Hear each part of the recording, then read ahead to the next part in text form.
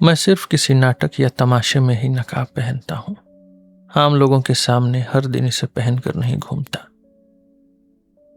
आमतौर पर लोग, यहाँ तक कि बुरे लोग भी, हमारी सोच से कहीं ज्यादा नादान और साफ दिल के होते हैं। और सच कहें तो हम खुद भी ऐसे ही हैं। बेईमान और धोखेबाज लोग हमेशा सच्चे और ईमानदार लोगों को बहुत पसंद करते हैं। क्या आपको यह नहीं पता? एक अच्छे स्वभाव वाले, सीधे साधे बेवकूफ से ज्यादा मूर्ख भला और कौन हो सकता है। लेकिन एक चिड़चिड़ा और नफरत से भरा बेवकूफ उससे भी बड़ा मूर्ख होता है। मैं दूसरों के खिलाफ साजिशें रचने वालों में से नहीं हूं, और अगर आप बुरा न माने तो कहूं कि मुझे अपनी इस बात पर पूरा फख्र है। जो लोग सच में बहुत सादे और पक्के सच्चे होते हैं, जब उनकी तारीफ होती है तो वो अक्सर झेंप जाते हैं या अजीब महसूस करने लगते हैं। सच में इससे ज्यादा चिढ़ पैदा करने वाली बात कोई और नहीं हो सकती कि इंसान अमीर हो, अच्छे खानदान का हो, दिखने में अच्छा हो, समझदार भी हो और नेक दिल भी हो, लेकिन फिर भी उसके पास कोई हुनर न हो, कोई खास बात न हो, खुद का कोई एक विचार न हो, और वो बिल्कुल बाकी आम लोगों जैसा ही हो।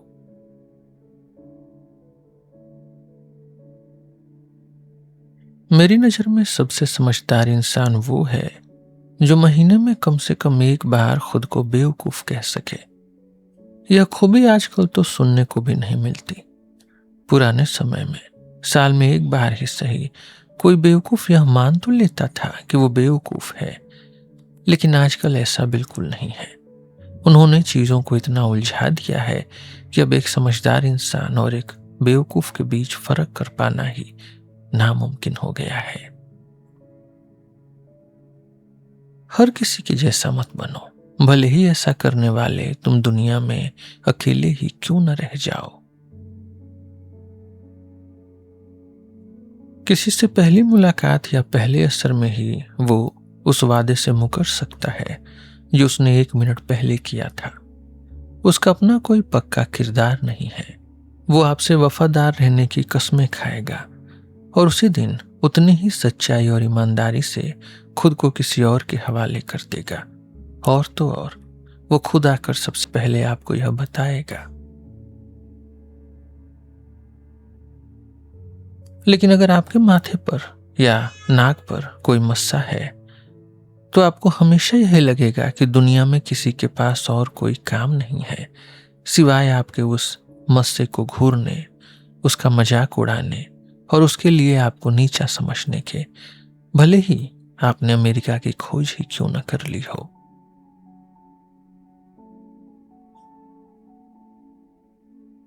वो उन बेवकूफों में से था जो दुनियादारी के मामलों में अपना फायदा नुकसान तो बहुत अच्छे से समझते हैं, लेकिन जाहिर तौर पर इसके अलावा उन्हें कुछ और समझ नहीं आता। अच्छे समाज में किसी पर जाति हमले करना ठीक नहीं माना जाता। जैसे मेरी पीठ पीछे चाहे जो कहा जाए मैं सहने को तैयार हूं, क्योंकि हर किसी की पीठ पीछे बुराई होती है, लेकिन मेरे मुंह पर मेरे भाई, मैं किसी को बदतमीजी करने की इजाजत नहीं देता। समाज के एक खास तबके में ऐसे सब कुछ जानने वाले सज्जन अक्सर मिल जाते हैं। उन्हें हर बात की खबर होती है। उनके दिमाग की सारी बेचैन जिज्ञासाएं और ताकतें बस एक ही दिशा में लगी रहती हैं। शायद इसलिए क्योंकि आज के आलोचकों के मुताबिक उनकी जिंदगी में कोई बड़ा मकसद या काम नहीं होता। लेकिन इस सब कुछ जानने का दायरा बहुत छोटा होता है। जैसे फला आदमी किस महकमे में काम करता है, उसके दोस्त कौन है, उसकी कमाई कितनी है, वो कहाँ का गवर्नर था, उसकी पत्नी कौन है और दहेज में क्या लाई थी, उसके दूर और पास के रिश्तेदार कौन है, और बस इसी तरह की बातें। ज्यादातर ये सब जानकर लोग खुद फटेहाल होते हैं और महीने के सिर्फ 17 रूबल कमाते हैं। जिन लोगों की जिंदगी की इतनी बारीक खबरें ये रखते हैं वो खुद हैरान रह जाएंगे कि आखिर ये लोग ऐसा करते क्यों हैं। लेकिन फिर भी बहुत से लोगों को इस जानकारी से, जो उनके लिए एक पूरी साइंस है, बहुत सुकून मिलता है और वे इससे अपना आत्मसम्मान और सबसे बड़ी दिमागी खुशी पाते हैं।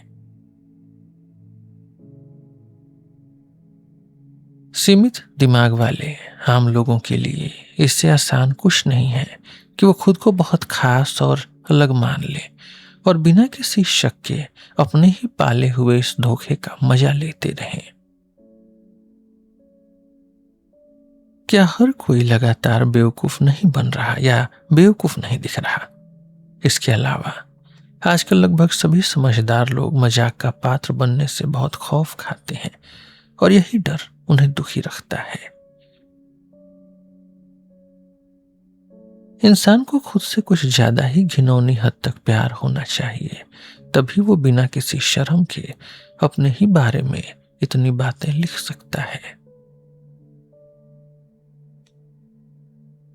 दुनिया में 3 तरह के बदमाश होते हैं। पहले वो नादान बदमाश जो पक्के तौर पर मानते हैं कि उनकी बुराई ही सबसे बड़ी नेकी है। दूसरे वो शर्मिंदा बदमाश जो अपनी बुराई पर शर्मिंदा तो होते हैं लेकिन फिर भी उसे करते रहने का पक्का इरादा रखते हैं।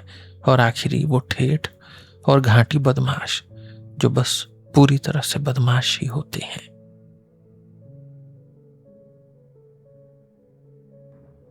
तुम्हारे पास ऐसा कुछ नहीं है जिसे तुम अपना कह सको। क्यों? क्या इस दुनिया में सिर्फ तुम ही अकेले इंसान हो? क्या तुम्हें लगता है कि यह दुनिया तुम्हारे लिए ही बनी है? क्या तुम कोई नेपोलियन हो?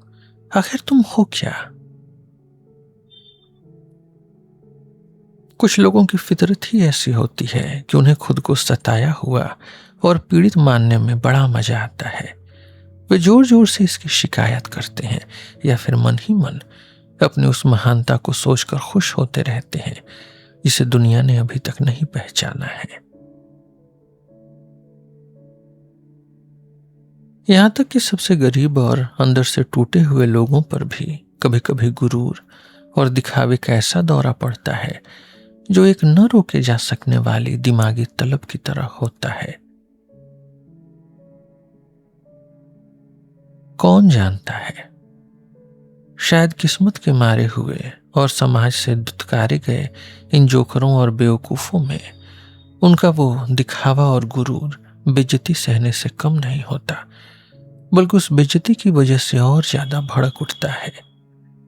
जब उन्हें जोकर समझा जाता है, दूसरों के टुकड़ों पर पलना पड़ता है और हमेशा सिर झुकाकर और अपनी इच्छाओं को मारकर जीने के लिए मजबूर किया जाता है।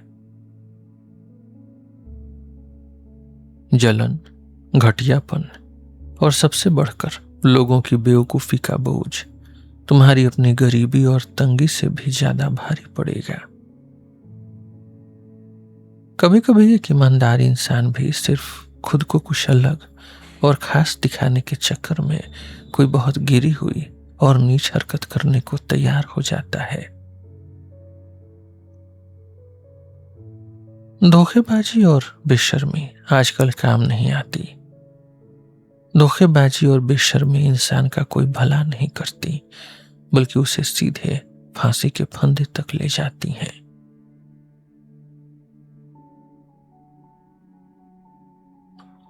जो आदमी थप्पड़ खाकर भी बदले में लड़ने नहीं उतरता, वो बुज़दिल और कमीना है।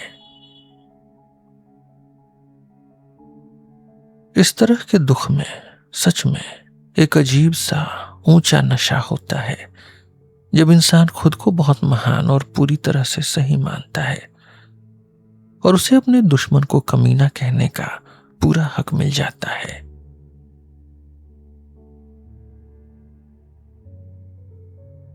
कहते हैं कि जिस इंसान की बेइज्जती होती है वो अपने दुश्मन के पास जाकर कहता है, तुमने मेरे साथ गलत किया और इसका बदला लेने के लिए मैं तुम्हारे सामने अपना पेट चीरने आया हूं।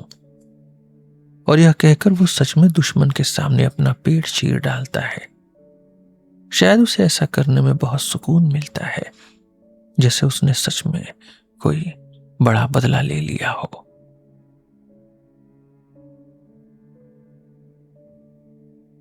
किसी इंसान की महानता का दिखावा जितना ज्यादा शोर मचाने वाला और साफ दिखने वाला होता है, उसके पीछे छुपा हुआ अपना स्वार्थ उतना ही ज्यादा घिनौना होता है।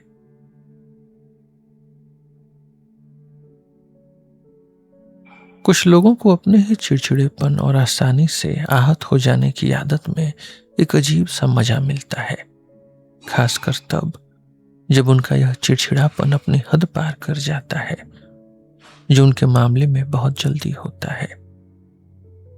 मुझे लगता है कि उस पल में वे यह चाहेंगे कि उनकी बेइज्जती हो जाए, बजाय इसके कि उन्हें कोई अकेला छोड़ दे। बाद में ये चिड़चिड़े लोग अपने ही किए गए पर बहुत पछताते हैं और बेचैन रहते हैं। बेशक अगर उनमें थोड़ी समझ हो और वो यह महसूस कर सकें कि उन्होंने बिना बात के जरूरत से 10 गुना ज्यादा तमाशा खड़ा कर दिया था। कुछ लोग तो अपने उस बेकाबू गुस्से और जुनून पर भी गुरूर करते हैं।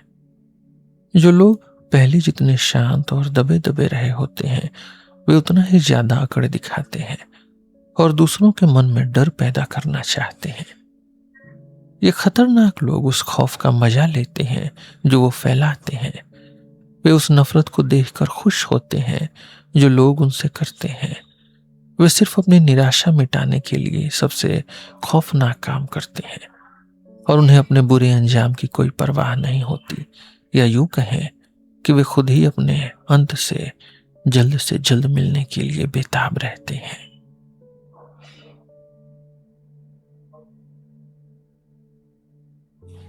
एक बार जब इंसान अपनी नजरों में इज्जत खो देता है और अपनी अच्छाइयों और इंसानी गरिमा को छोड़ने का फैसला कर लेता है, तो वो बड़ी तेजी से नीचे गिरता है और उसके पास इसके अलावा कोई चारा भी नहीं बचता। एक अच्छी और सच्ची हंसी में कोई खोट या नफरत नहीं होनी चाहिए, लेकिन आजकल लोग लगातार बस दूसरों को नीचा दिखाने वाली कड़वी हंसी ही हंसते हैं। एक सच्ची और बिना किसी खोट वाली हंसी ही असली खुशी है, और आजकल ऐसी असली खुशी भला कहाँ देखने को मिलती है। एक इंसान की सच्ची खुशी और उसकी हंसी ही वो चीज है जो उसके सिर से लेकर पैर तक की असलियत को सबसे ज्यादा खोल कर रख देती है।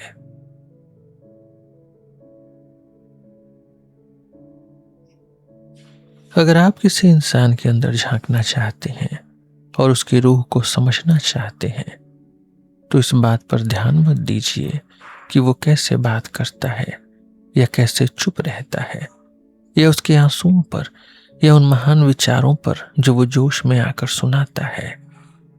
आप उसे तब ज्यादा बेहतर तरीके से समझ पाएंगे जब वो हंसता है। अगर किसी इंसान की हंसी अच्छी और सच्ची है, तो इसका मतलब है कि वो एक अच्छा इंसान है।